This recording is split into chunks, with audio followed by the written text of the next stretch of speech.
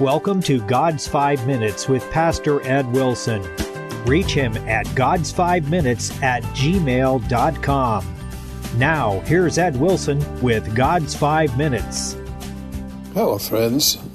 When the Israelite nation stood for the second time on the verge of passing into the land God had promised them when he led them from Egypt, among the other admonitions Moses gave them is this from Deuteronomy 8:2, "And thou shalt remember all the way which the Lord thy God led thee these 40 years in the wilderness, to humble thee and to prove thee, to know what was in thine heart, whether thou wouldest keep his commandments or no."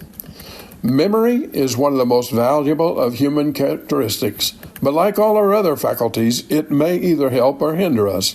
As is the person, so will be his remembrance. The tastes which rule his present will determine the things that he likes best to think about in the past. There are many ways of going wrong in our reminiscences. Some of us, for instance, prefer to think with pleasure about things that ought never to have been done, and to give a wicked immortality to thoughts that ought never to have been thought. Some people love to relive their evil deeds. Some like to recall the vanities and frivolities and trifles, which were the main things in their hearts while they lasted. Using the marvelous gift of memory like that is like the foolish Egyptians who embalm cats and birds. God help us not to be of those who have in their memories nothing but trash, or something worse, who let down the net into the depths of the past and bring it up full only of mud and foul things and of ugly monsters that never ought to have been dragged into the daylight. Others abuse memory just as much by perversely picking out every black feeling that lies in the distance behind us, all the disappointments, all the losses, all the pains, all the sorrows. Such folk look back and say with Job in one of his moods, "Few and evil have been the days of the years of my life."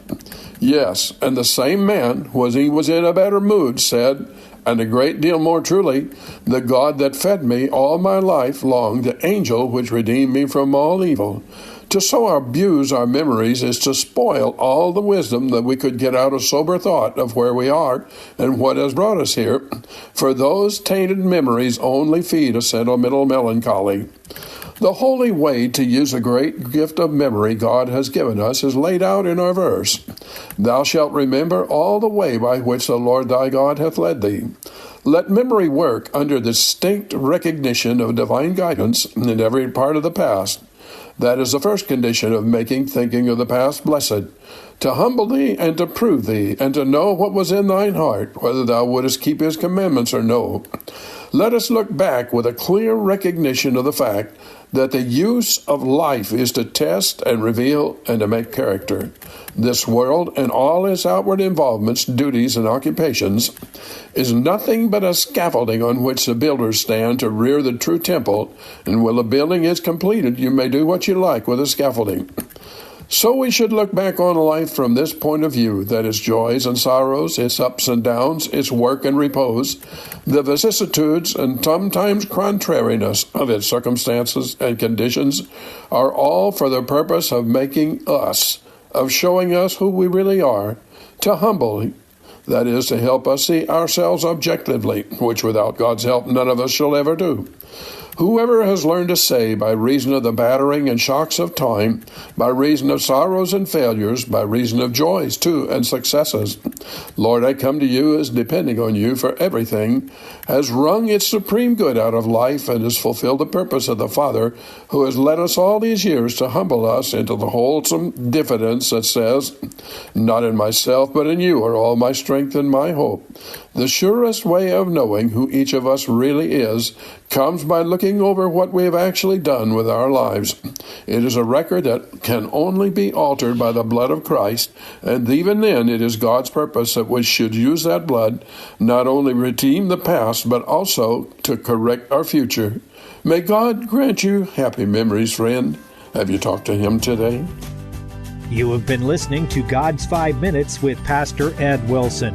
Reach him by email at GodsFiveMinutes@gmail.com. Tune in next time to hear more encouraging thoughts from God's Word on God's 5 Minutes with Pastor Ed Wilson.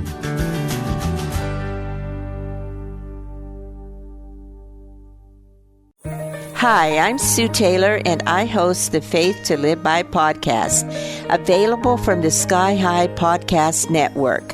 Are you looking for a little spiritual pick-me-up as you begin your day? Each weekday morning, I have a short devotional thought to get you going and give you something to reflect on as you go about your day. Faith is not just something you need when you get saved. Faith is something you live by. Look up Faith to Live By with Sue Taylor wherever you get your podcasts and subscribe today.